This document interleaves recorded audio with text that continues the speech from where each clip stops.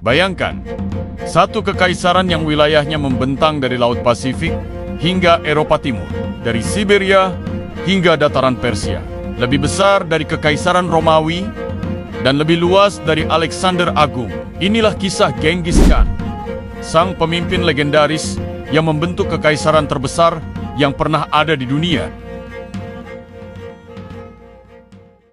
Genghis Khan lahir sekitar tahun 1162 dengan nama asli Temujin. Ia berasal dari suku kecil Mongol di padang rumput luas dan liar. Ayahnya Yesugei adalah seorang kepala suku yang cukup disegani. Namun, kehidupan Temujin berubah drastis ketika ayahnya diracun oleh musuh suku mereka.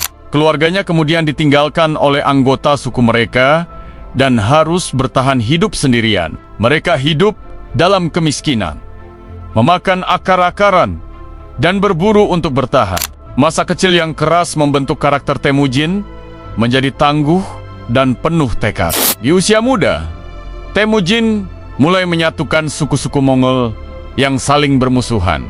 Ia membentuk aliansi strategis dan merekrut bahkan mantan musuhnya. Selanjutnya, pernikahannya dengan Bord memperkuat posisinya secara politik. Pada tahun 1206, setelah menaklukkan dan menyatukan banyak suku Mongol, Temujin diangkat sebagai Genghis Khan, yang berarti penguasa segala manusia. Genghis Khan tidak berhenti hanya di Mongolia. Ia segera melancarkan ekspansi ke luar negeri. Target pertamanya adalah Kekaisaran Jin di Cina Utara. Dengan strategi militer yang inovatif, termasuk penggunaan panah dari kuda dan sistem komunikasi cepat, Mongol menaklukkan wilayah demi wilayah. Setelah kemenangan di Tiongkok, Genghis Khan mengalihkan pandangannya ke barat Asia Tengah. Kota-kota kaya dan megah seperti Bukhara dan Samarkand. Di Bukhara, ia berbicara langsung kepada warga di masjid utama. "Aku adalah hukuman Tuhan. Jika kalian tidak melakukan dosa, maka Tuhan tidak akan mengirim aku kepada kalian." Ketika utusan Mongol dibunuh oleh Kesultanan Khwarezm, Genghis Khan tidak hanya murka. Ia membalas dengan kehancuran total. Satu persatu, kota Khwarezm di bumi hanguskan. Tak ada belas kasihan. Dalam kurun waktu kurang dari 20 tahun, Kekaisaran Mongol membentang dari Laut Kaspia di barat hingga ke perbatasan Tiongkok di timur. Sebuah wilayah terluas yang pernah dikuasai oleh satu orang manusia. Bangsa Mongol membangun jaringan depot pasokan dan pusat logistik di sepanjang rute penaklukan mereka. Genghis Khan memanfaatkan ketakutan sebagai senjata psikologis, yang dimana kota-kota menyerah sebelum pasukan tiba. Strategi andalan Mongol adalah pura-pura mundur, lalu menyerang balik dengan jumlah yang lebih banyak. Keberhasilan Genghis Khan tak hanya berasal dari kekuatan militer semata. Ia membangun sistem organisasi pasukan yang efisien dan disiplin. Pasukannya dibagi dalam satuan desimal dari unit kecil, berisi 10 prajurit hingga 10.000 yang disebut tumen. Pangkat bukan berdasarkan darah, tapi kemampuan. Seorang penggembala bisa menjadi jenderal jika terbukti kompeten untuk menjaga hukum dan ketertiban. Genghis Khan menyusun kode hukum bernama Yasa.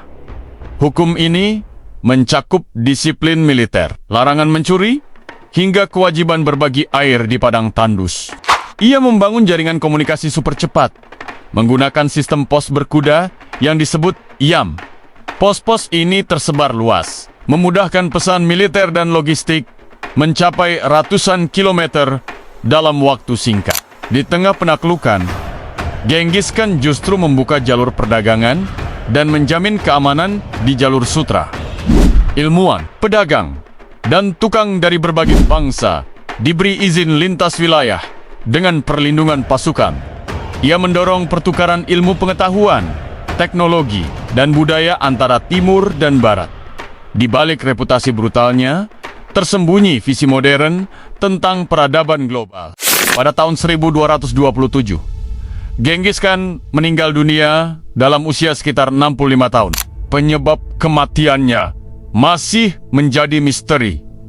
Ada yang mengatakan jatuh dari kuda, luka, pertempuran, atau dibunuh oleh seorang putri musuh. Lokasi makamnya pun masih menjadi misteri hingga hari ini. Namun, warisannya luar biasa. Kekaisaran Mongol terus berkembang di bawah anak dan cucunya. Cucunya yang bernama Kubilai Khan menaklukkan seluruh Tiongkok dan mendirikan dinasti Yuan. Genghis Khan meninggalkan bukan hanya wilayah yang luas, tapi juga struktur kekuasaan yang bertahan puluhan tahun. Meskipun dikenal sebagai penakluk brutal, Genghis Khan juga berperan dalam membentuk dunia modern. Ia memperluas jalur perdagangan, menciptakan keamanan di jalur sutra, dan mendorong pertukaran ilmu pengetahuan antara timur dan barat. Ia memperkenalkan sistem pos yang efisien dengan stasiun pengiriman yang tersebar luas. Namun, ia juga bertanggung jawab atas kematian puluhan juta orang dan kehancuran banyak kota besar. Dan terakhir, Genghis Khan adalah sosok yang penuh paradoks. Seorang pembunuh sekaligus pembangun, dan penakluk sekaligus pemimpin visioner. Dari padang rumput yang liar hingga ke jantung kekaisaran besar, Genghis Khan menuliskan kisah yang tak terlupakan dalam sejarah manusia. Ia bukan hanya seorang penakluk, tapi juga arsitek perubahan global yang pengaruhnya masih terasa hingga hari ini. Genghis Khan adalah bukti bahwa satu orang bisa mengubah dunia dengan pedang di tangan dan visi di hati.